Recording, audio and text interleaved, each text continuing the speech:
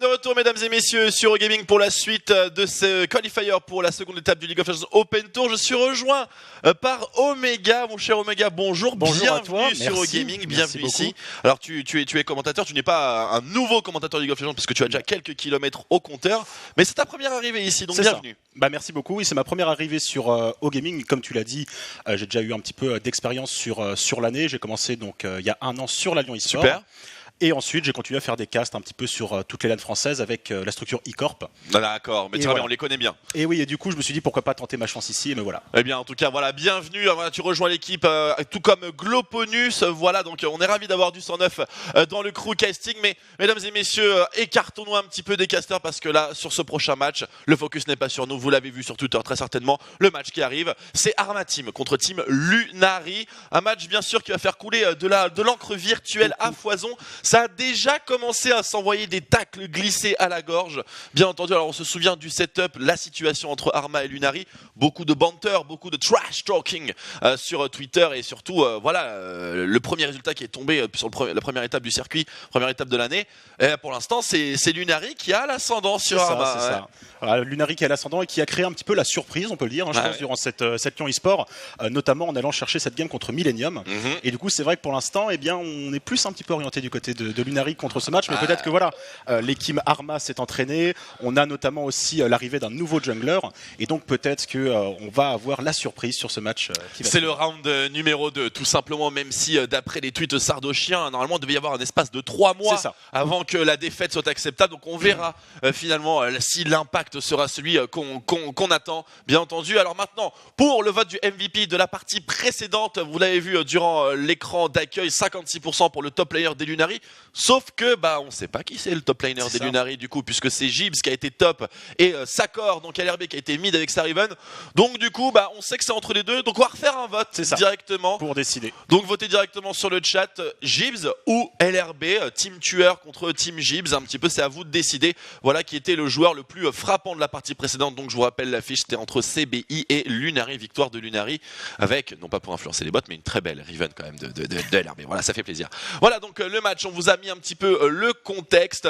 Alors on va bien sûr pouvoir faire un petit tour d'horizon des petits tacles qui ont été envoyés par les différents intervenants. Avec grand plaisir. Mais dans cette attente, puisque la draft met un peu de temps à arriver, forcément les équipes se réchauffent un petit peu avant de rentrer dans le vif du sujet. Peut-être un petit retour sur ce qui se passe dans ce qualifier Omega. Où est-ce qu'on en est au niveau des matchs? Comment est-ce qu'on avance? On va voir juste ça qui va nous être affiché visuellement, tandis que je me fais agresser par mon câble audio, bien entendu. Au niveau des matchs, donc, le côté de l'arbre que nous sommes en train de voir donne plutôt Arma Team effectivement et Lunari. Il y a Solari aussi qui est pas très loin dedans. D'accord, il y a Solari, très bien, qui évolue un petit peu, mais bon, on a des bons éléments de toute façon dans cette équipe. Incontestablement. Voilà, on n'a pas encore eu l'occasion de s'entraîner au Corée. On est arrivé ce matin, si je dis pas de bêtises. Alors, je ne sais pas trop s'ils sont tous. J'ai l'impression que c'est le premier voyage ou quelque chose du genre. Enfin, j'ai vu tes pouces. On va voir les citations de Cucus. Donc, Lunari, team d'amis, team d'animateurs, team de tout sauf joueurs professionnels. C'est ça. Et c'est ce qui rend finalement le match qui va suivre encore plus intéressant, puisque d'un côté on a finalement cette équipe Arma avec Sardoche qu'on connaît tryharder, et de l'autre Lunari avec des joueurs qui finalement se disent il écrit même pas bien Azir, Narcus, quoi. C'est terrible quand même. À un caractère je banne le Azir de Sardoche. Il me semble pas que Sardoche est vraiment Azir dans sa grosse Chapin Pool. Eh écoute, il me semble qu'il a commencé. Il a commencé à train un petit peu et du coup, il me semble l'avoir déjà vu sortir sur ce qualifier. Et la réponse Sardochienne invisible pour le moment, mais qui va bientôt arriver. La Masticro plus Lunari pour le tout frais payé GA et Seed 8. Let's go! Effectivement, let's go, même si on est à peu près convaincu que les deux équipes se seraient bien passées de cette rencontre. Oui, je pense que là, ce qualifier de l'Open Tour a un petit peu diminué le temps d'attente. Et du coup, nous voilà avec ce retour sur la MVP. Du coup, c'est LRB. Cher Twix. Voilà, la Riven de LRB et au final, Lunari, puisqu'on va reparler un petit peu plus précisément des deux équipes. On va commencer par Lunari avant de se rafraîchir un petit peu la mémoire avec la line-up Arma une fois la draft lancée. Bien sûr. Lunari donc, top lane, nous avons donc LRB ici que vous avez couronné MVP sur la partie précédente. Dans la jungle, on a bien entendu entendu une personne dont j'ai oublié le blaze mais qui va me revenir, bien sûr, c'est Narcus. Sur la mid lane, on a bien entendu Gibbs. Et enfin la bot lane, Tio et Sharkhead. Une équipe très convaincante, donc comme tu l'as rappelé, avec beaucoup de surperformance au niveau de la Lyon eSport. Est-ce que c'est voué à continuer? Eh bien écoute, je pense que la suite va nous le dire, puisque c'était finalement ce circuit de l'Open Tour est voué à continuer sur toute une année. Est-ce que c'est un passage où effectivement leurs performances sont un petit peu au-dessus des espérances de chacun, ou est-ce que finalement c'est juste sur ces premières phases où tu regardes un petit peu ce qu'ils font les Lunaries, etc. Tu te délectes un petit peu de la... Est-ce que tu regardes le late QQ Show? C'est un petit peu ça la question. Et non malheureusement, et non. Grosse erreur. Non, mais c'est une très belle team effectivement, et c'est toujours très agréable de pouvoir les suivre. Arma Team maintenant de l'autre côté, donc tu nous me parlais d'un changement au poste de jungler, donc Crocodile, du coup qui a été remplacé suite à la contre-performance, on peut appeler ça comme ça je pense, de la Lyon eSport. Je sais pas si c'est suite à la contre-performance ou si c'est aussi en fait un choix personnel, puisque visiblement il était peut-être pas forcément très motivé à continuer dans cet esprit d'équipe et recommencer en fait ce qu'il faisait avant, c'est-à-dire le stream, et tout simplement évoluer en solitaire. Alors on a l'autre côté de l'arbre sur cette phase finale donc du qualifier numéro 2 du League of Legends Open Tour 2018. Team LDLC qui est donc qui avance, voilà, qui ne perd pas, qui ne subit pas d'upset. Et Lusia, alors on se rappelle qu'il y a des joueurs de Blast de Team 1, il me semble-t-il, qui est passé par ici. On a vaincu la Rock School, du coup, au niveau de Elusia. Et voilà, au niveau du joueur, celui dont on parlait, je n'arrive pas à le reconnaître, ça avance. Millennium, donc, qui avance également au niveau de l'arbre, pas d'upset, ils n'ont pas... J'ai failli dire pas encore perdu les Millennium, mais c'est pas ce qu'on attend d'eux. On a vu un petit tweet de Samish, donc le directeur Millennium, qui nous a donc parlé d'un entraînement dans la salle de l'esprit et du temps pour M. Et enfin, on continue avec Helios qui s'impose aussi, Vita, les tueurs. Alors, qui sont les tueurs ? Alors, est-ce que ce serait des fans justement de ce fameux groupe de Gibbs ? En tout cas, c'est pas Solari parce qu'ils sont juste en dessous, ça c'est certain. Alors Tigre, alors est-ce que c'est TG ? Très bon les gars, les pseudonymes, va falloir commencer à bosser. Non, ça peut pas être TG puisqu'il est parti en Océanie de toute façon. Bien sûr. Solari de l'autre côté donc qui fait son bout de chemin également, qui s'impose face au Storm. League of Legends, Zephyr Sport White avec Zephyr Sport Red au-dessus, il me semblait bien avoir vu ça. Et maintenant on va se diriger du côté droit de ce bracket. On revoit les Rising, bien sûr, qui sont toujours en course. Et d'autre côté, Dizlone qui a trébuché, malheureusement Dizlone qui avait beaucoup fait parler d'eux lors de la Lyon eSport, notamment dans ce loser bracket avec cette composition avec Cartustop, qui était plutôt pas mal du tout, les Dizlone très sympas, Made in France aussi. Et enfin, on remonte avec Gamers Origin, ta team Omega, effectivement, ta team a perdu contre Géo. Et oui, d'ailleurs, effectivement, j'avais vu qu'il y avait une team qui s'appelait Omega, et pas de chance pour eux, mais c'est vrai que Géo qui reste quand même une team assez forte sur la scène française, et du coup ça ne m'étonne pas d'eux. Elle est importante cette nouvelle session pour les Gamers Origin, tu fais bien d'en parler, Tonnerre, Faxit, Ostertings, et enfin Pulsas qui bien sûr on subit tout de même une grosse contre-perf à la Lyon eSport, ce qui a bien entendu encouragé les Genside qu'on n'a pas vu encore, leur Arma Team qui s'est imposé contre Omerix Academy effectivement, et Lunari. Alors le Lamastic Roux a perdu effectivement contre Omerix. C'est dommage, on a évité un match Lamastic-Roux Arma Team. Eh oui, mais finalement, on a quand même à la clé Arma Team Lunari. C'est vrai. Finalement... les Genside, ils sont là, les Genside, ils font plaisir. Ils se rencontrent les Manticore. Un match un peu sérieux, tout de même, pour les Genside qui, après la superbe performance de la Lyon eSport, se sont inscrits, on a un petit peu parlé à Treton, ils veulent vraiment avoir un top 3 durant toute la saison. Mais bon, Manticore, c'est pas non plus une des équipes les plus faciles à prendre, c'est d'ailleurs une équipe qui a le plus souvent le mot de la fin contre ces teams de streamers sur les arbres professionnels. C'est vrai qu'il faut surtout faire attention dans ce qualifier qui est un BO1, et du coup c'est vrai que les moindres erreurs finalement, je dirais pas sont irrattrapables, mais... c'est un BO1, du coup, si forcément tu perds la game, tu n'as pas la possibilité derrière de te rattraper. Ça semble évident, mais c'est important de le rappeler. Et du coup, il va falloir rester focus de la part des Genside pour essayer de venir à bout de cette équipe Manticore, qui, comme tu l'as dit, mon cher Twix, c'est loin d'être finalement...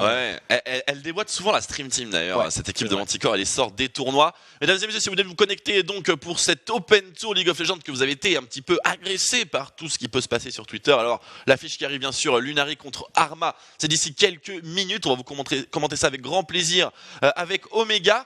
Mais on va bien sûr vous rappeler un petit peu les conditions et un petit peu tout cet environnement de l'Open Tour. Donc vous l'avez compris, nous sommes à l'étape numéro 2. Il y en aura 7 au long de cette année avec un tournoi qualificatif au préalable, aux abords de chaque événement. La Lyon eSport, c'est déjà fait. Gamer Assemblée, on est dans le qualifier, les phases finales pour donc l'événement prévu du 31 mars au 2 avril. La DreamHack Tour, le qualifier sera bientôt disponible. Le SL Montpellier, on peut déjà s'inscrire pour le tournoi qualificatif. Et je vous rappelle que pour tous ces tournois, vous avez 2 choses à récupérer. La première, bien sûr, si vous accédez au top 8, c'est bien évidemment le défraiement, le déplacement pour votre équipe et une personne supplémentaire, idéalement le coach si vous en avez un. Et le second point, ce sont les points de circuit, des points de circuit ultra importants Oméga, puisque remporter un tournoi qualificatif aux abords d'une étape de l'Open Tour, eh bien, rapporte tout de même 100 points. Et on sait qu'aujourd'hui, voilà, la première équipe LDLC sur le classement, elle est à 625. C'est ça. Et du coup, oui, c'est plutôt important parce qu'on pourrait se dire, voilà, terminer premier sur l'événement offline rapporte 550 points, ce qui n'est pas du tout la même chose que 100 points. Mais on a quand même une scène, je trouve, cette année assez serrée avec vraiment de grosses équipes, Genside, Gamers Origin, LDLC. Et du coup, c'est vrai que ça peut jouer à très peu de points. Et du coup, c'est mieux d'essayer d'aller les obtenir. Et regardez directement. l'état. Voilà, c'est ça. Voilà, regardez l'état du classement. Gamers Origin, Vitality Academy qui sont en 3-4, Solari très haut, Lunari qui suit pas loin, Rising et Made in France qui sont qui font partie avec Genside un petit peu de ces nouveaux venus dans le top niveau français. Et comme c'est un classement qui sera actif jusqu'à la fin de l'année, au bout des 7 étapes de cette Open Tour, avec l'explosion sur la coupe pan-européenne, eh bien voilà, il est déjà temps d'accumuler un maximum de points. On vous précise également que les points sont individuels, que si vous changez d'équipe au fur et à mesure de l'année compétitive, eh bien vous aurez tout de même vos points qui seront conservés et que vous emmènerez avec vous dans votre nouvelle équipe, mais seulement pour vous, quand même. Bon, histoire de faire les bonnes choses. Oui. Bon, mon cher Oméga, on va passer maintenant dans le vif du sujet, dans du League of Legends. Et oui. On rappelle encore une fois que nous sommes sur le patch 8.5 parce que nous sommes en patch live avec le client live. Nous sommes donc en avance sur tous les circuits compétitifs du monde. Merci beaucoup la compétition française. Et au niveau des buffs, voici le résumé.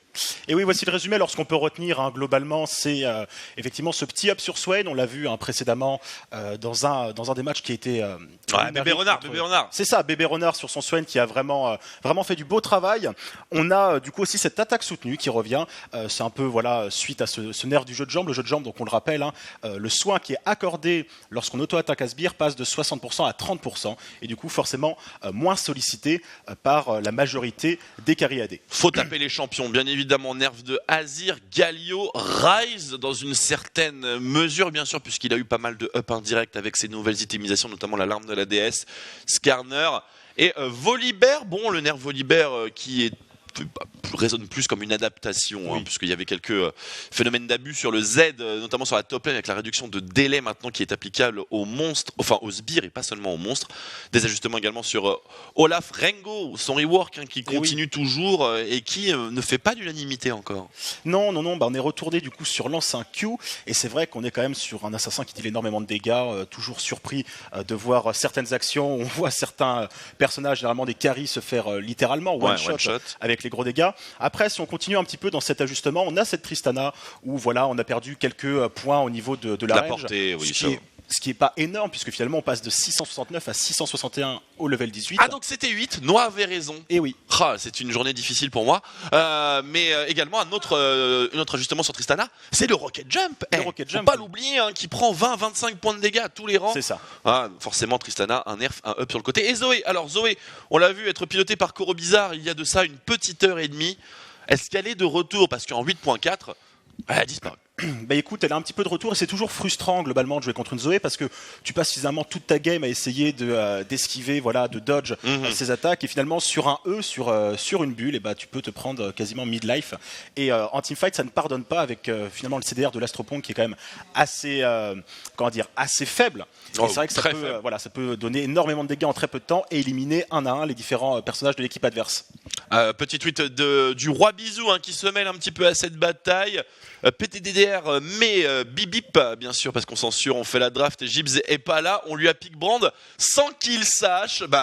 Non, c'est un OTP Brand, donc tout va bien pour le moment pour les Lunari. Oui, enfin OTP Brand, il a quand même un pool de champions quand même un peu plus vaste avec on a vu le Heimer, avec le Heimer, mais effectivement on reste, si Gibbs part sur un Brand, on reste sur un perso de confort. Ouais, exactement, et c'est d'ailleurs avec Brand qu'ils avaient remporté le match contre Arma Team à la Lyon eSport. C'est vrai. J'ai eu l'occasion de le commenter même 2 fois et je peux vous dire que ça s'est pas mal joué autour de la mid lane, hein. Un match-up très explosif entre Gibbs et Sardoche. Je voulais reparler d'autres choses avant que nous passions dans la draft qui se prépare, mais la mémoire m'échappe intégralement, mon cher Omega. Donc du coup on va passer directement à l'étape suivante, le prono. Eh bah pas de souci. Le prono. Alors je te laisse ouvrir le bal. Arma Team, Lunari, Arma Team. T'as pas la draft en main, mais tu dois lâcher. Bah écoute, qu'est-ce qu'on pourrait dire globalement? Trop tard. Non, c'est bon. Écoute, ne me fais pas des c'est du visitage, c'est du visitage. Ne me fais pas des coups comme ça, attention. Vas-y, lâche ton prono. Bah écoute, au niveau des pics des différents joueurs. Au niveau de la victoire, principalement. Les pics, on va faire ça en live, tous les deux. Alors c'est vrai que si on reste globalement sur ce qu'on a pu voir, voilà, se baser sur du vécu, ma pièce 7 irait peut-être plus du côté de Lunari pour l'instant, qui nous offre de très belles performances sur ce circuit français qu'est l'Open Tour. Okay. Et du coup, oui, je verrais peut-être Lunari gagnant. Après, je pense que les deux équipes vont vraiment se donner à fond parce qu'il y a un enjeu quand même derrière. Et du coup, ça risque d'être un match quand même assez serré. Et le résultat risque d'être un petit peu il est assez incertain, effectivement. N'hésitez pas en tout cas sur le chat à faire valoir vos couleurs, votre affiliation à telle ou telle secte, telle ou telle religion. Dans nos cas, on vous rappelle que nous sommes donc sur le match numéro 3, qu'il y aura encore 3 matchs à jouer aujourd'hui, que le top 8 se qualifie et sera défrayé donc pour la Gamer Assembly du 31 mars au 2 avril prochain, donc c'est très bientôt, et que tout simplement, cet Open Tour vous êtes ouvert à vous aussi. N'hésitez vraiment pas à vous inscrire pour les différentes étapes, même si vous n'avez pas commencé le circuit dans le bon format.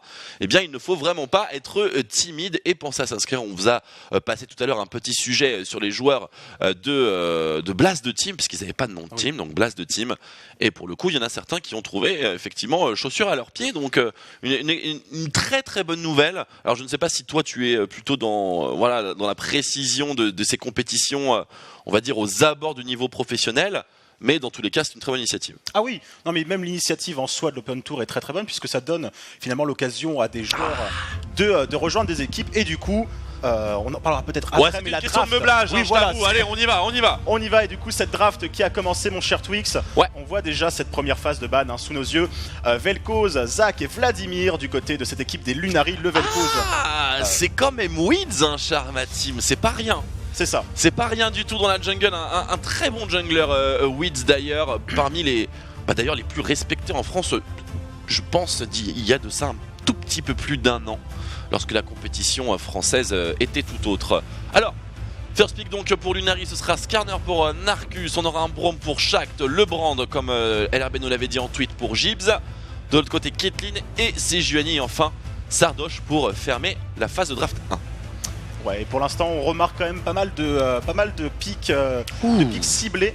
Le Vel'Koz, forcément, de Sardoche, le Vladimir de Grotka, on le sait, Grotka qui est plutôt fort sur son Vladimir. Zach, ça reste un jungler qui est assez embêtant de par son contrôle, de par sa tankiness. Tout à fait. Tandis que de l'autre côté, au niveau des bans, on peut voir Tahm-Kench, Fiddlestick, Evelyn.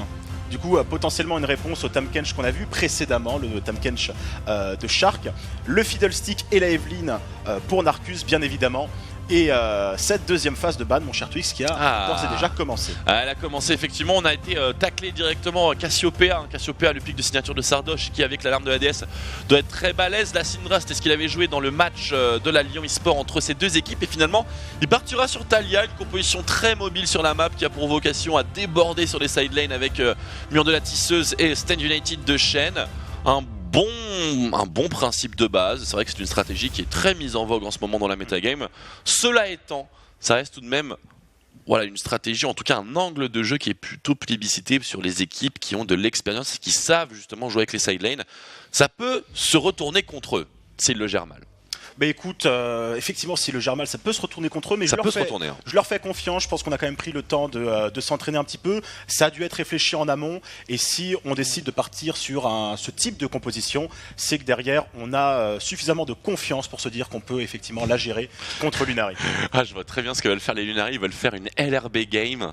Et ça va être... je pense que c'est la pire des manières de lose quand on s'appelle Arma Team. C'est d'avoir Sakor donc qui est peut-être le joueur le moins professionnel de toute cette line-up.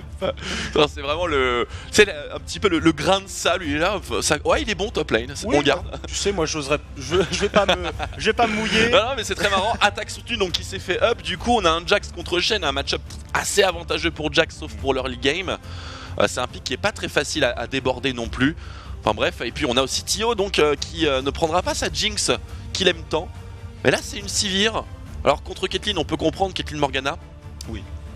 Mais cela étant, une Sivir ça reste tout de même un pick relativement passif hein, pour la botlane Lunari. Relativement passif et surtout on va le voir et très rapidement à partir du niveau 3, à partir du niveau 4, la facilité qu'a Sivir pour pouvoir clean effectivement des waves. Et du coup beaucoup de pression qui va être mise je pense sur cette botlane. Mais attention malgré tout, on l'a vu, tu l'as rappelé, une très grande mobilité du côté de cette Arma Team. Et je pense qu'on va devoir faire très attention à ça du côté de Lunari. Alors vous avez pas vu le pic de Gibbs hein, simplement parce qu'il a changé son pseudo donc on n'a pas pu récupérer ces informations, mais il joue bien Brand, il joue avec une cleanse sur sa mid lane contre Sejuani forcément, et il joue avec la maîtrise Comet, enfin la rune fondamentale Comet, donc rien de particulier pour le Brand de Gibbs et il est bel et bien dans la game, ne vous inquiétez pas. Maintenant que nous avons vu les drafts, nouveau pronostic. Nouveau pronostic, bah écoute, toujours, là je me mettrais peut-être plus du côté d'Arma. En tout cas le prono du public... Voilà. Bon, voilà, le MVP de la game c'est Lunari, bon c'est le sondage, hein, bien entendu, vous l'avez compris. Tu es du côté du peuple ? Non, désolé de le décevoir du coup. Erreur premier cas sur OG, on est en désaccord avec le chat, mais faut assumer maintenant. Ah bah j'assume de par la composition de l'équipe Arma, que je trouve quand même très intéressante. On a cette Sejuani qu'on connaît, hein, effectivement, un jungler très puissant, beaucoup de contrôle. La Taliyah qui, de mon point de vue, si elle est bien gérée, va pouvoir faire des choses très intéressantes, scinder des teamfights, faire des décals sur les différentes lanes. Je te rejoins, la draft Arma Team me semble être beaucoup plus adaptée, en tout cas à ce qui est important aujourd'hui. Et on aura, bien sûr, beaucoup plus de possibilités de jeu dans la fin d'early et le début du mid-game. Mais tout ça, comme je disais, c'est une question de synchro. Et la synchro, c'est la chose la plus dure à acquérir sur League of Legends. On me dit dans l'oreillette que vous êtes environ 20 milliards sur le live. Bonjour, bienvenue. On est ravis de vous accueillir ici. On espère que vous passez une très très bonne journée. Bon dimanche à vous. Ouais, c'est Arma Team contre Lunari, c'est maintenant. Mais ils sont en pause actuellement, les joueurs. Je vais te lâcher mon prono maintenant. Prono du cœur, prono bien sûr pro Lunari parce que quand bien même, je suis tout à fait d'accord avec toi, les drafts sont peut-être plus judicieuses côté Arma Team. Ils ont un coach d'ailleurs, Arma, tout comme Lunari ou c'est seulement Solari, je ne sais plus. Eh bien, écoute, mais il y a un coach en tout cas, excuse-moi de t'interrompre, sur Arma Team. Ils font beaucoup de débriefs, donc c'est pas étonnant que les drafts soient peut-être un petit peu plus optimisés. On est rentré dans la game, mesdames et messieurs. Lunari contre Arma Team. Faites exploser le chat, bien entendu, alors que Sakor, il n'avait pas acheté de stuff, mais c'est bon, il a sa potion de corruption, il est tout droit top lane. Le Jax God, on fait un tour d'horizon des runes fondamentales qu'on a déjà vu bien sûr dans la phase de draft. Et toujours rien de particulier. Quand même les deux jeux de jambes pour les deux carriadés, on parlait du nerf, du up, etc. Apparemment, ça n'a pas l'air de trop changer les choses. Bah écoute, ça n'a pas l'air de trop changer les choses, effectivement, comme tu le dis. Après, on obtient toujours cette régénération qui peut être très intéressante en phase de lane pour obtenir plus de sustain. Peut-être, si celle-ci est couplée avec l'overheal, ça fait toujours le café, ça, il n'y a pas de souci. Mais c'est vrai que j'aurais peut-être vu un peu plus d'attaque soutenue, pardon, pas d'armes soutenues, sur cette bot lane. Le choix a été fait. Je pense qu'il est tout de même judicieux. On va voir, en tout cas, on sait que c'est très difficile de changer les tendances de botlane d'un patch à l'autre lorsqu'on est habitué, puisque si on change de rune sur le Kyriadé, ça veut peut-être dire qu'on doit aussi changer de support, puisqu'on a des désavantages qui sont fondamentalement différents. Superbe nom de clan bien sûr pour le Roi Bisou, comme d'habitude Bonobo Superstar alias Narcus commencera donc sur le bot side. Nucléaire, vous l'avez compris, c'est Tio, et Shark qui fait office de bon élève car il porte son propre pseudo. Et oui, et du coup, voilà, on a commencé des deux côtés. Du côté de ce red side, on va rejoindre ensuite tranquillement les différentes lanes. Je pense qu'on va avoir un early assez safe du côté des deux équipes. On va pas vouloir trop s'engager. Mid lane, c'est mid lane, tout va se passer mid lane. Tout va se passer mid lane, gank niveau 2, gank niveau 3, 4, 5, tous les niveaux, il y aura des ganks de Narcus. On le connaît l'énergumène. Hein. Ah bah oui, on veut absolument aller focus Sardoche bien sûr. Et puis même l'affrontement Gibbs-Sardoche qu'on connaît tant. Pendant que sur les autres lanes, effectivement, on va plutôt jouer la sécurité. On n'a pas envie de, je pense, lâcher ce First Blood trop tôt.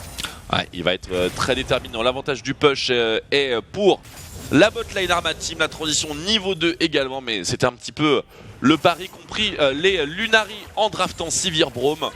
On va effectivement se faire push, on va effectivement prendre la pression. Mais on pourra fermer les portes un petit peu plus tard dans la partie. Mais pour l'instant, on se fait ardemment bosser. Ouais, attention à cette Sivir qui a pris beaucoup de dégâts, tandis qu'on commence à essayer de prendre la vision du côté de ces deux junglers.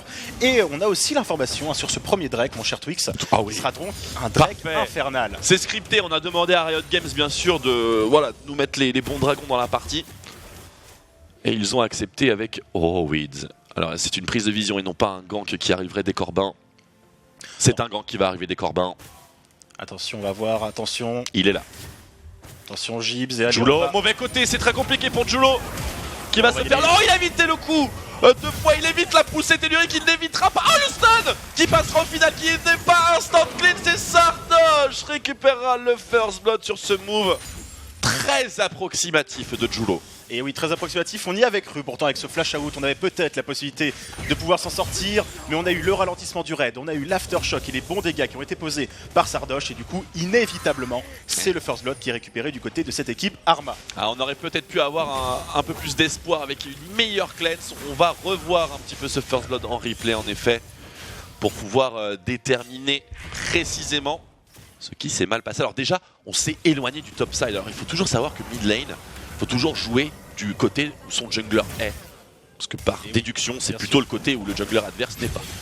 Et là, la cleanse qui a mis un petit peu de temps, du coup Sardoche qui a pu réaligner son Q. C'est ça. Et en effet terminer sa cible.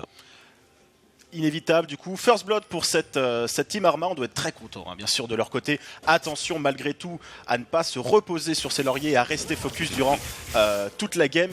On le sait, si c'était le first blood qui décidait de comment dire, de l'issue finalement d'une game, ça serait bien évidemment ce qui n'est pas le cas. Et du coup, voyons un petit peu comment... On serait peut-être en LCS avec Armati. Et voilà. Bien évidemment. Bonobo Superstar, que fait-il? Il est sur ses golems, il est niveau 4. Un niveau pas très intéressant pour un Skarner qui vise vraiment à acquérir... Oh là là, qui vise vraiment à acquérir son niveau 6. Et d'ailleurs, Narcus. Est-ce que Narcus est un joueur de Titan Cendré? La réponse est évidemment non. Puisqu'il a une longsword dans son inventaire. Et qui va nous lâcher certainement un Skarner Warrior Triforce. Peut-être, le beau jeu avant tout bien sûr du côté de ce Narcus. La rencontre entre les deux junglers. 2v1. On va rien tenter de plus, je pense. On aura un counter très sympa à prendre tout de même au niveau du duo mid-jungle de l'Arma Team. Mais on laissera Narcus faire ses corbins. Tranquillement. On préfère, on veut juste essayer de prendre l'information un petit peu sur où se situe Narcus, pouvoir réagir après sur les autres lanes. Mais du coup... Pour l'instant, restons sur ce First Blood. On aura bien sûr l'occasion par la suite de revenir sur des agressions. Alors faisons un point au niveau du farming des lanes, puisque nous sommes à la 5e minute et que nous allons bientôt atteindre les niveaux 6 sur presque toutes les positions mid lane. Eh bien, c'est étonnamment égalité entre Gibbs et Sardoche en termes de farming. Outfarm de Narcus par rapport à Weeds, mais moins de gank bien sûr pour le Scarab. Le Scorpion, pardon. Pas du tout un Scarabée, pas du tout. Moins d'ICS par contre sur la bot lane en la faveur de l'Arma Team. Caitlyn, Morgana qui prennent l'avantage de manière très concrète. Alors que je viens d'observer qu'il n'y aura pas d'exhaust dans cette game. Et oui, effectivement, mais pour en revenir à ce que tu disais au niveau de cette avance qu'on peut voir du point de vue des CS sur cette Caitlyn, je pense que c'est avant tout explicable par la pression que doit mettre Eric's Die avec sa Morgana, qui a du coup avec la flaque qui permet de zoner, de zoner vraiment très facilement les adversaires. Oui, voilà, Flack Q-Spell. Et du coup, forcément, on a déjà un sort d'attaque en plus par rapport au Braum, qui lui ne peut compter que sur son Q-Spell ou à la rigueur, effectivement, sur son ultime. Ouais, qui est contré, qui sont tous les deux contrés d'ailleurs par le Black Shield. Un match-up compliqué, c'est pas pour rien que Morgana est quand même un pick très agréable contre Braum. En plus de ça, s'il y a Skarner à côté, alors là, c'est du pain béni. Après, ça reste un support qui apporte un kit quand même assez différent de ce qui est ultra méta en ce moment. Après, tout dépendra, on va dire, de la qualité des cages de Dai. Mais je lui fais confiance pour regarder de temps en temps un petit peu ce qu'il fait, soit avec l'équipe Arma, soit même en stream. On a globalement du level du côté de ce joueur, je me fais pas trop de soucis. Et du coup, effectivement, comme tu l'as dit, on va voir un petit peu l'impact que va pouvoir avoir cette Morgana.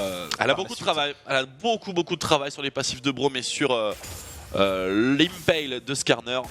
Le remorquage, voilà, je cherchais le mot en français. Avec ce Black Shield qui permet d'esquiver moult CC de la part de cette équipe adverse, il faudra juste effectivement que Eric's Die arrive à le positionner au bout. Sardoche qui commence à décaler sur le bot side très certainement. Un petit mur de la tisseuse à mettre derrière la tourelle. Sur cette wave, c'est une wave canon, ça peut être très intéressant, mais j'ai l'impression qu'il est plutôt sur le carapateur, Sardoche, et pas du tout sur le dive bot lane. Et c'est effectivement un carab qui sera récupéré. Oui, un carab qui va être récupéré, on va pas tenter, voilà, on va essayer de se contenir un petit peu. On a envie, on est playmaker du côté de Sardoche, on a envie d'offrir le beau jeu, surtout sur une rencontre de ce type-là, mais on préfère ne pas tenter le diam non plus, ça aurait été un petit peu... C'est généralement ce qui leur porte préjudice oui, aux, voilà, aux joueurs Arma Team, c'est un petit peu l'overcommit. Transi niveau 6 pour la botlane Arma. Et tout le monde atteint plus ou moins son premier pic de puissance, son premier pic ulti. On devrait avoir un remorquage qui part dans quelques secondes, idéalement sur la mid lane, mais ce sera après avoir fait un petit back. Alors, enchantement guerrier ou non pour Bonobo Superstar, c'est la question qu'on se pose. Et on va avoir la réponse dès maintenant. Sandale de Mercure, Longsword, moi je suis toujours pour. Non, je sais toujours pas. Écoute, c'est Narcus, on va voir un petit peu comment ça évolue. Mais en tout cas, comme tu l'as rappelé, on a ce passage de niveau 6 sur cette botlane. Attention quand même à ce Shen et à son ultime. On peut décaler très facilement et ça peut être vraiment très compliqué ensuite pour Lunari. Oh, effectivement. Ouais, Weeds positionné sur le bot side avec la prison de glace disponible. On attend peut-être que Sardoche se libère de cette mid lane avec un push pour qu'il puisse soutenir le dive et laisser le flash in sous le shackle directement sur Tio. Ils sont sortis de l'étreinte. Mais Shark restera sur le bord du chemin. Second kill récupéré par l'Arma Team avec une action relativement bien synchronisée sans intervention nécessaire de la mid lane. Est-ce que cela peut donner une ouverture sur une tourelle en faveur de l'Arma Team? Ça semble être le cas. Et bah ça semble être le cas et attention aussi à ne pas aller... Narcus. Oh, Narcus peut-être qui va arriver directement avec la Chine, le remorquage sur la Morgana qu'on amène directement sous cette tour, le hit qui va être lancé par la Caitlyn, les bons dégâts qui sont faits, voilà, on va voir directement le décal de la top lane. Et est-ce qu'on va passer oui, c'est loupé sur Bonobo Superstar, Krotka qui esquive avec Nick Frozy qui prend un coup de tourelle quasiment létal et là c'est Sardoche. Là c'est Sardoche qui arrive, le mur de la tisseuse directement, on va pouvoir bloquer ce Skarner et cette Sivir, on va commencer à mettre quelques dégâts, est-ce qu'on va pouvoir aller les chercher? En tout cas c'est cette première tourelle qui est récupérée, oh là là, cher Twix. Oui, belle cage de la part de Dive, c'était la dernière cage disponible d'ailleurs. Et oui. Mais du coup, très bien joué ici par cette team Arma qui clairement est allée récupérer ce kill supplémentaire. Ouais. Et ensuite, on a réussi à se sortir du fight de manière plutôt sereine. Ouais, on peut toujours discuter autour du décalage de Sardoche qui n'aura rien donné du tout hein, pour le coup. Mais on peut comprendre bien sûr la volonté de conclure les kills hein, qui restaient et qui étaient relativement titubants. On essaye de punir cette action offensive d'Arma Team avec un hold-up du Dragon Infernal, mais c'était sans compter sur l'intervention sur la sentinelle Weeds. Et oui. C'est vrai qu'on aurait pu en profiter, voilà, profiter du back de la botlane pour aller récupérer ce Drake Infernal, essayer de pallier à la perte de cette tourelle et à la perte finalement, enfin la récupération plutôt d'un kill de la part de Arma, mais malheureusement ça ne va pas être le cas. Est-ce qu'on va décider, oui, directement d'y aller? On va le rush immédiatement, le back du coup est parti côté Lunari cette fois-ci. La map est complètement ouverte pour que les Arma Team s'arment d'un plus 8% de ratio AD et AP sur l'intégralité de leur formation. Et le second dragon sera infernal lui aussi. Ah, montagne. Ça aurait été beau. Ah oui, ça aurait été beau, mais du coup, ne poussons pas les choses trop vite. Après, c'est le deuxième Drake, hein. Peut-être que le troisième et le quatrième seront des Drakes infernaux, bien évidemment. Mais en tout cas, pour l'instant, je sais pas ce que t'en penses, mon cher Twix, mais on se met vraiment très très bien du côté de cette équipe Arma. Plutôt, pas forcément avec un très gros effort à fournir. On voit bien que cette botlane est plutôt soumise hein, de manière générale, qu'il y ait intervention extérieure ou non.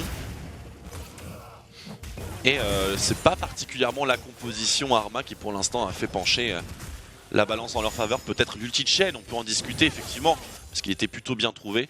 Mais l'engage bot side s'est fait avec une Morgana et une Sejuani. Ça a donné du bon kill. Au final, c'est un cas classique de League of Legends. Oui, bien sûr, et pendant ce temps-là, hein, sur cette top lane, on a Grotka pour l'instant. Le swap s'en sort. Ah oui, le swap. Ça n'a rien donné.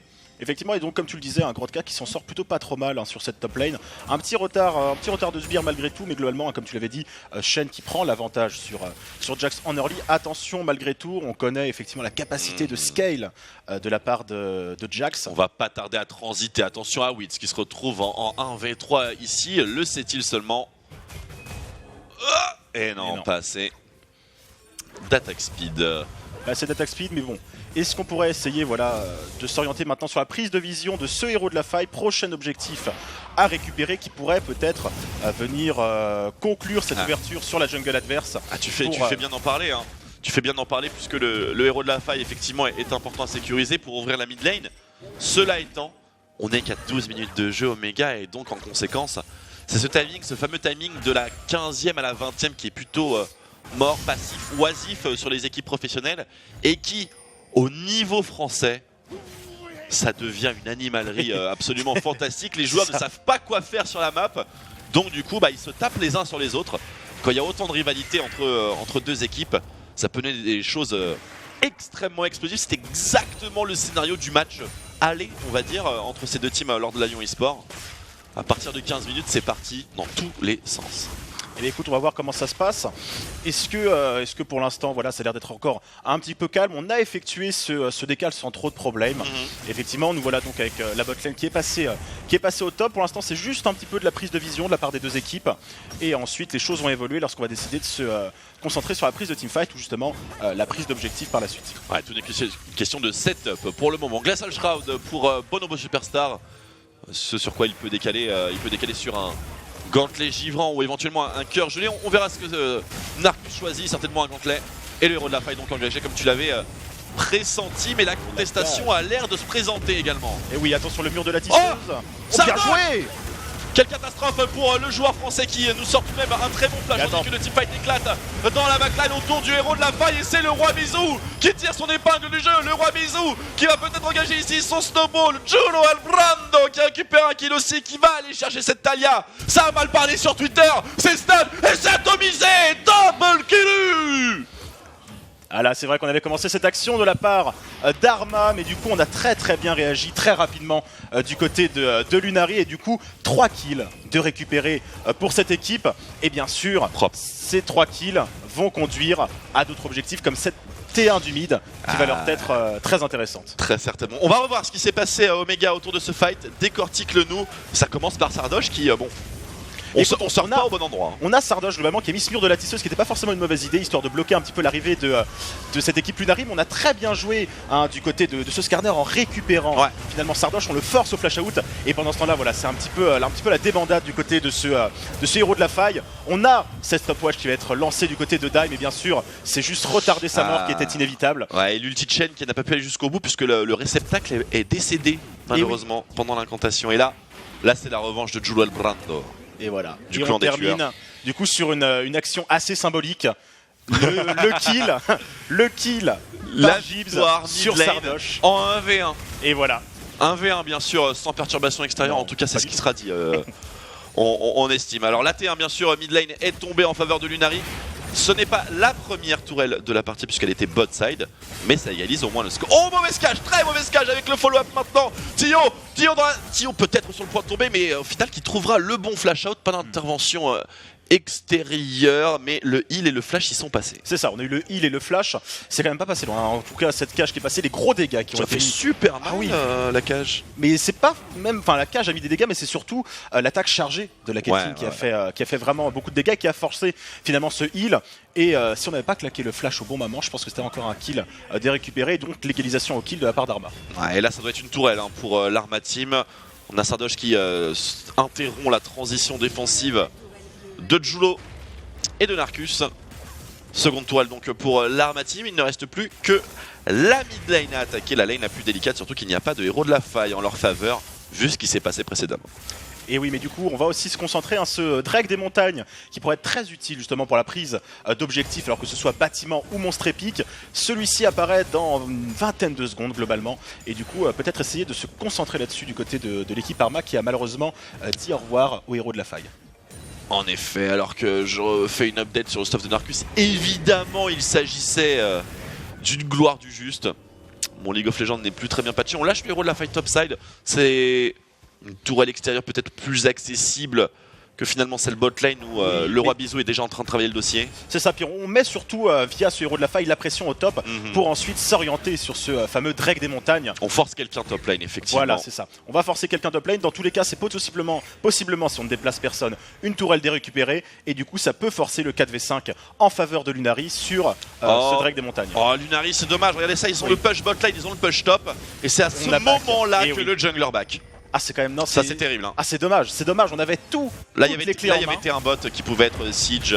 Il n'y a pas Narcus, ont-ils besoin de lui? Où est-ce qu'il se fait engager la statuette par-dessus? L'ulti de Brand, Julo qui crame tout le monde.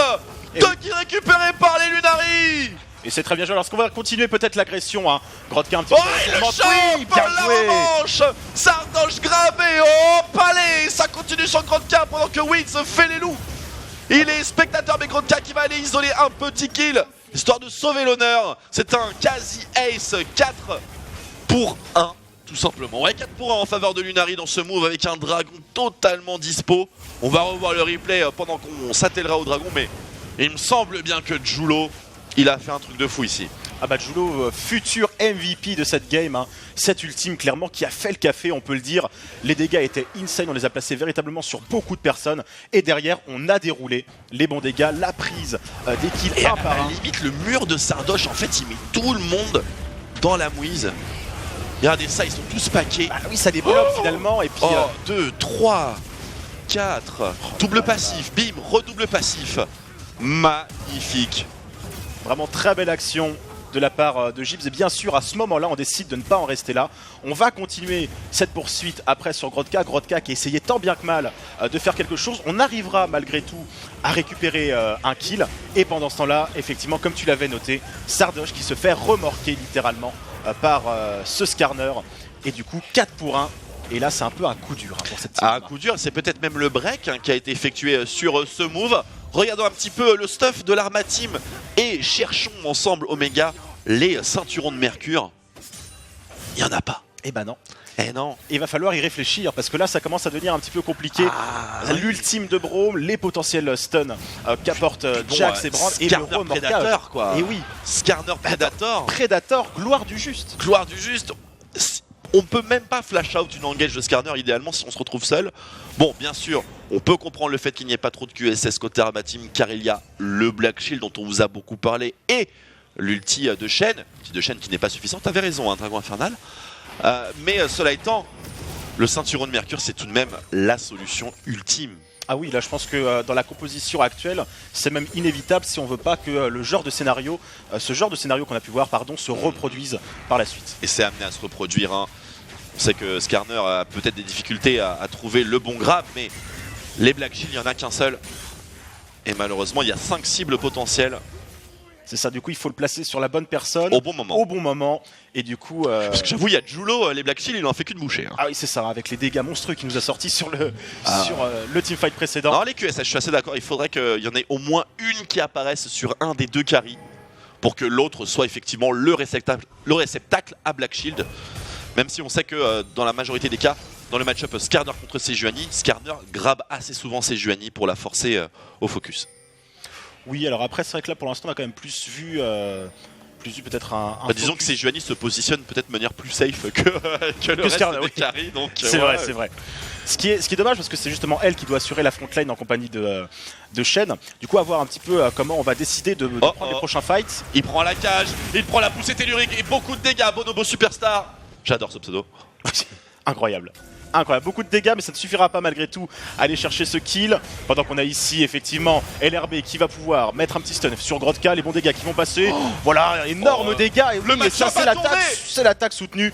Mais on est quand même bien tanky du côté du Shen. Le on va réussir. Ah oui, ah oui. Ah bah c'est le scaling de Jax, hein, du coup ça ne pardonne pas. Hein. La nouvelle attaque soutenue effectivement est plutôt assez convaincante. Hein. Attaque soutenue, on a aussi la brûlure de la part de cette version et Grodka directement. Oui, on va pouvoir... sous-tour, arrivée de Sardoche avec le mur de la tisseuse. Est-ce qu'on va trouver la poussée tellurique? On trouve en tout cas un peu de DPS avec les Q-spells.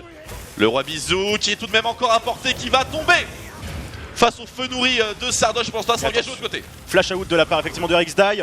Voilà, on est très avancé du côté de Bonobo. On va pouvoir tirer cette Johnny, mais attention, le bouclier de Shen qui a été placé, les gros dégâts qui tombent, la provocation, c'est bien joué, mais malheureusement les dégâts sont bien trop supérieurs du côté de Gibbs et c'est un double kill pour l'instant récupéré par Lunari. Le flash out de Frozy et quand même 2 kills de récupérer pour Lunari et potentiellement avec la mort de Weeds, la mort de ce jungler, la récupération de ce Baron Nashor qui va totalement accélérer cette partie. Et c'est effectivement le call Omega. Frozy est out du fight, Weeds est au cimetière, Grodka le suit de près, Sardoche n'a plus de mur de la tisseuse. Bref, peut-il le faire, le joueur français? Le Q-spell peut-être le style le plus légendaire, et non, le smite de Narcus c'est toujours aussi solide. Et oui, du coup, c'est un Baron Nashor maintenant qui est du côté de Lunari. Alors, on en profite pour rappeler que cette bannière de commandement n'est plus cumulable avec la main du Baron. Du coup, pas de bannière du côté de Lunari. Voilà, pour ceux qui n'avaient peut-être pas suivi le Quand patch. bien même on serait sur le patch précédent, il l'aurait pas fait, je suis sûr. Hashtag le beau jeu. Oui, hashtag le beau jeu, mais après il y a quand même une victoire à la clé. Hashtag la victoire. Hashtag la victoire quand même avant tout. Hashtag la bannière. La bannière, puis on est quand même voilà, sur un tournoi et du coup on n'a pas trop envie de laisser la victoire à quelqu'un d'autre, qui plus est à Arma, lorsqu'on est du côté de Lunari, bien évidemment. Ou inversement, bien sûr. Ou Nous ne inversement. prenons aucun parti ici, mesdames et messieurs. On fait un petit tour au niveau des optimisations pour voir un petit peu l'ambiance de la partie. Nous sommes à la 23e minute et déjà les cas en CS commencent à être relativement solides sur la top lane, alors que c'était un match-up inversé en début de game. Narcus qui prend le large par rapport à Wids, forcément il a un peu plus de jungle disponible. Mid lane, plus 20 CS, mais plus de décalage également pour Sardoche et ses murs de la tisseuse. Et enfin, bot lane. C'est là la bonne nouvelle pour Arma Team, ça farm toujours aussi bien pour Frozy. Ça farme toujours aussi bien malgré la pression qu'on aurait pu avoir de par une Sivir à ce stade de la partie avec sa puissance au niveau du clean wave, pardon. Enfin, voilà, les deux fonctionnent. Mais du coup pour l'instant on s'en sort bien. Puis alors là forcément l'accélération qui va être du côté de cette dégâts de la part de LRB. La poussée tellurique dans les mines, il revient. Peut-il prendre le... Il l'a démoli. Il l'a démoli. Le roi bisou. Il l'a démoli. Il l'a démoli. C'était de la magie. Ça va devenir son avatar Twitter 100%. Ah bah là, les dégâts effectivement, là on l'a vu, il y a eu le proc effectivement de cette trinité, l'hydre titanesque aussi qui est tombé forcément sur un coup chargé, un Z par exemple, le Z du Jack ça ne pardonne pas, et on a totalement vu Sardoche disparaître sous cette agression de la part de LRB. Avec son flash. Donc lui non plus ne s'attendait pas à ces dégâts.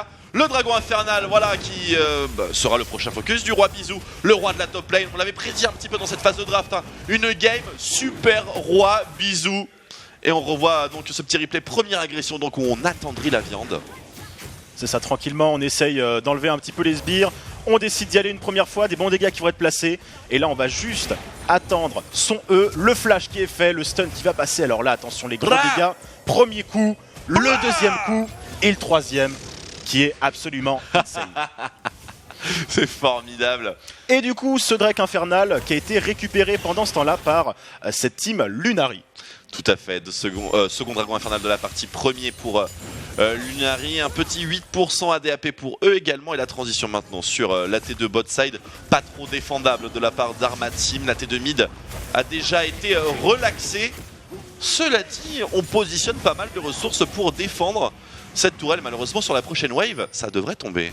Ça devrait tomber, mais effectivement, il faut absolument jouer sur la défensive du côté de cette équipe Arma. Il faut réduire au maximum l'impact que peut apporter cette main du baron du côté de la team Lunari. Mais on a beaucoup de clear wave, bien sûr avec cette Sivir, avec ce brand et du coup cette tour, et comme tu l'as dit, qui n'aura... Et la top lane, effectivement, tu fais bien de le rappeler, les gros dégâts encore une fois de LRB qui ne sont pas uniquement... Ah ouais, non mais c'est incroyable. Mon Dieu, on a vu un Swain tout à l'heure, j'étais ultra fan, Jax également. Beaucoup de champions à jouer pour terminer le week-end. Et Laura Bisou donc qui va continuer à mettre un petit peu plus de presse. Niveau 15 actuellement, il est en train de travailler son gage de Sterak. Donc sa puissance va à nouveau être décuplée par l'acquisition de son prochain objet. Regardons un petit peu ce qu'il en est pour les autres joueurs de la partie. Sardoche, Riley donc et Echo de Luden avec un Void Staff qui arrive très certainement. On attend un petit peu avec impatience les dégâts en provenant de cette Talia. Puisqu'on est un petit peu dans un pic de puissance inversée avec la recrudescence de points de vie dans la majeure partie au niveau de Lunari. D'ailleurs, Narcus, on voit bien que c'est un joueur de fiddlestick parce qu'on est à la 26e, il a toujours pas fini son item jungle. Oui. Écoute, c'est son choix ça, pour l'instant. C'est vraiment un truc de fidèle. Mais écoute, pour l'instant, il est en 1-0-3 avec son scanner. Ça a l'air de plutôt bien lui réussir. Globalement, on a cette gloire du juste qui lui permet de réaliser les actions qu'il a réalisées. Du coup, pas de souci pour le moment. Ouais. Heureusement pour lui. Oui. Mais bon, son optimisation, elle est loin d'être indiscutable. Riley également pour Julo. 10 stacks de son... Il va le faire. Tu vas le faire, Julo. Il va forcément le faire. Le Medjay. Ah, naturellement. Tu penses? J'y crois à mort. L'occasion de faire un Medjay pour Julo Elbrando contre Sardoche, c'est l'occasion d'avoir un mème éternel sur lequel se rassurer un petit peu dans les journées de pluie, dans les journées de vent, dans les journées de neige, de doute. On peut avoir ce rayon de soleil en permanence. C'est vrai. Le Mejai stacké à 25 contre Arma Team. Ah, ce serait formidable. C'est beau. Ah, si jamais la confiance venait peut-être à réapparaître suite à une potentielle défaite d'Arma, on pourrait rebalancer effectivement ce Mejai 25. C'est là aussi l'occasion rêvée pour Arma pour recomeback et inverser la tendance. Bref, actuellement, on vous remet dans la situation, quasiment 10 000 gold d'avance pour Luna. C'est ça. Et les 10 000 gold d'avance, on les connaît, hein, ils sont très difficilement remontables. Hormis bien sûr par SKT qui sur des teamfights incroyables peut remonter ce genre d'écart. Ouais, pas trop en ce moment. Mais... Pas trop, oui, non, mais bien sûr, pas trop en ce moment, c'est vrai. Mais fut un temps. Je me dois d'être honnête parce qu'il y a Noix en régie. Voilà. Donc du coup, forcément, si je commence à faire de la propagande, je serai corrigé. À la bonne époque, bien sûr. Mais après, comme tu le dis, rien n'est perdu. On peut potentiellement turtle un petit peu du côté de cette équipe. Moi c'est ce baron que j'attends avec impatience. 1 minute. Oui. On sait que voilà, nous ne sommes pas. Attention, gloire du juste. La gloire du juste, le flash directement. On va aller récupérer cette Caitlyn. L'ultime de Shen Kate est lancé, mais les dégâts sont beaucoup trop importants. Et directement. Et Julo, c'est l'ultime qui est lancé. Attention, peut-être. Le roi bisou sur Sardoche à nouveau qui tente de l'exécuter dans la backline. Kronka qui est dans la tourmente. Brando, Julo Brando qui est free DPS nucléaire qui est Tio qui trouve RxDie. Tout le monde est split et les supports Arma Team se retrouvent face au carry Lunari. C'est une catastrophe intergalactique et peut-être ici le push final ou en tout cas un inhibiteur, le baron et peut-être le push final Omega. On n'est plus coordonné du tout. Ah là on n'est plus coordonné, c'est terminé, là c'est la pression qui commence à monter du côté de cette équipe Arma. Et du coup comme tu l'as dit, sans trop de soucis, sans possibilité de défense. Attention, encore un kill qui va peut-être être récupéré sur cette Sejuani qui a pris beaucoup de dégâts. En tout cas, le premier inhibiteur qui a été récupéré et c'est l'occasion parfaite. D'ailleurs, on le voit s'épinguer. On va se diriger du côté de Sunashore et potentiellement aller terminer ce match et véritablement mettre au fond nos adversaires. Absolument, Baron Nashor. Donc, Julo avec assez peu de points de vie tout de même. Une petite plante, cela dit, est présente pour remonter un petit peu tout ça. Il faut contester. Hein. Au niveau d'Armati, on n'a pas vraiment le choix. Est-ce qu'on aura le temps ?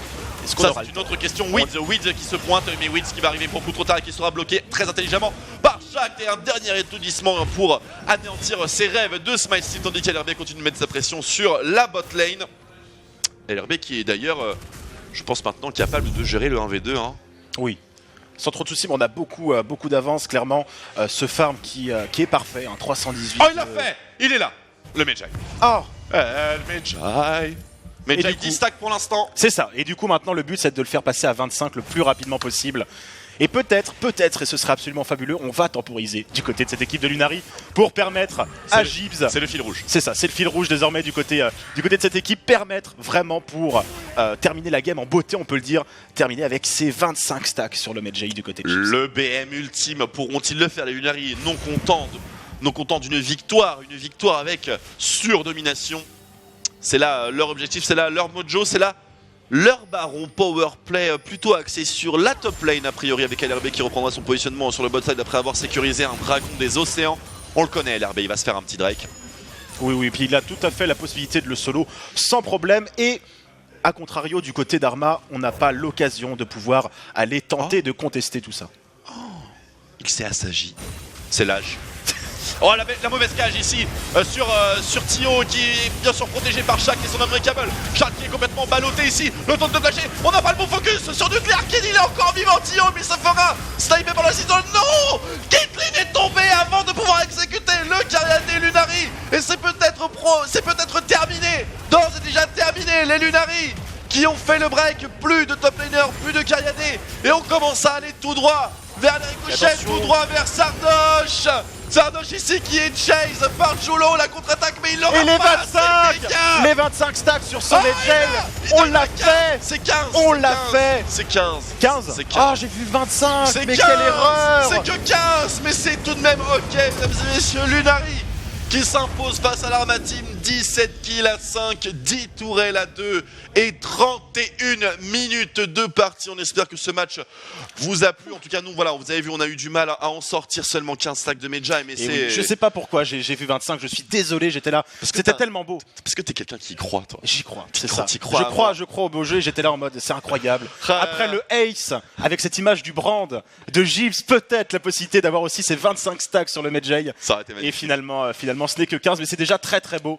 Très beau et très belle performance de la part de Lunari. Ouais, ça avait mal commencé, mais au final ils ont bien réussi à rééquilibrer et à retourner dans leur match malgré les bonnes interventions tout de même en League Game. Il faut leur dire, il faut leur donner le crédit. Au niveau de l'Arma Team, composition assez difficile à exécuter forcément dans la confusion. Eh bien, c'est le chaos qui l'a emporté. On revoit le dernier fight, le fight ultime, voir un petit peu ce qui s'est passé. Il y a eu beaucoup de jeux autour de Nuclear. Voilà cette première cage et du coup on va pas pouvoir l'esquiver avec le bouclier de Sivir.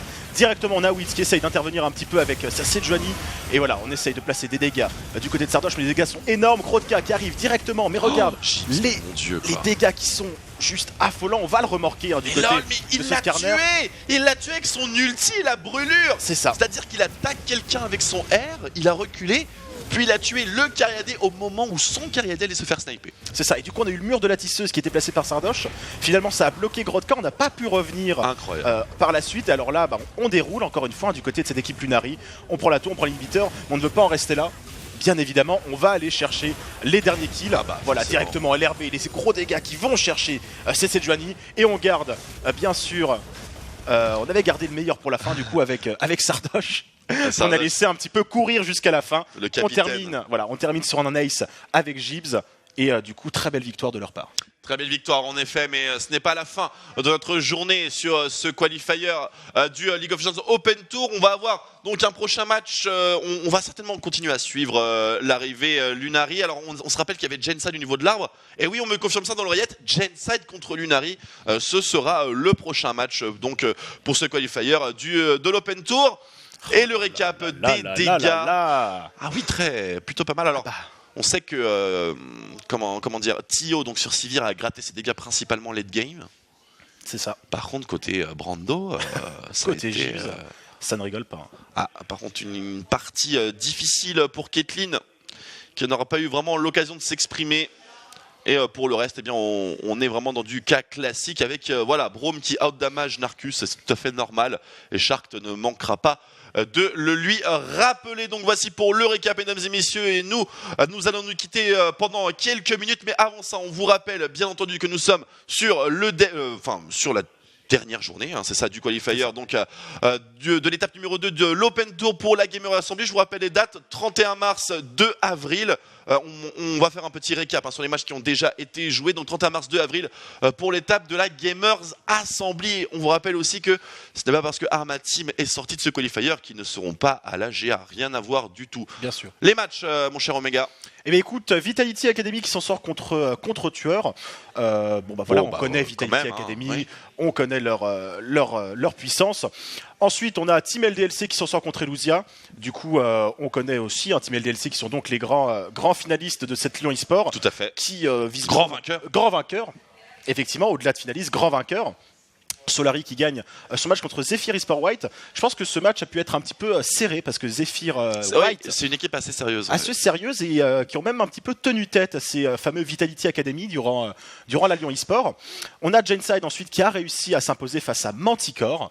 Made in France qui s'impose contre Gamers Origin, enfin Millennium qui a remporté le match contre Helios. Très important, ces deux derniers matchs Gamers Origin donc et Millennium qui avaient fait plein de contre-performances lors du premier qualifier et lors de la première étape de l'Open Tour à la Lyon eSport, donc ça fait plaisir de les voir. Oui. Voilà, déjà sans trébucher. Quelques citations, mesdames et messieurs, afin de préparer la nouvelle affiche, donc juste après la pause, Lunari contre Genside. On me l'a reconfirmé à nouveau, les équipes sont tout à fait ok. On va voir un petit peu ce que le banter de pré-match a à nous proposer, de post-match pardon, MDR. Voilà, c'est le commentaire.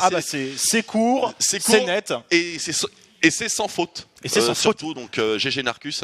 El Brando del Fuego, del Explosinho, del Saldocho Cramado, pas défrayado pour la Geado. Du coup, j'ai terminé le tweet de JBZZ, donc El Brando, donc qui a cramé Sardoche, et du coup Sardoche pas défrayé pour la Gamers Assembly. Et oui. Pour la caricature, quand même, c'est mérité. Votez bien sûr durant cette pause pour le MVP de ce match, le MVP bien sûr à l'intérieur de l'équipe Lunari, l'équipe gagnante de la précédente rencontre, mid, top, jungle, mid, ADC. Sup et mid, bien sûr, votez directement dans le chat. Et quant à nous, on se retrouve juste après la pause, Omega, pour le quatrième match de cette journée. Ce sera donc Lunari contre Genside. À tout de suite. À tout de suite.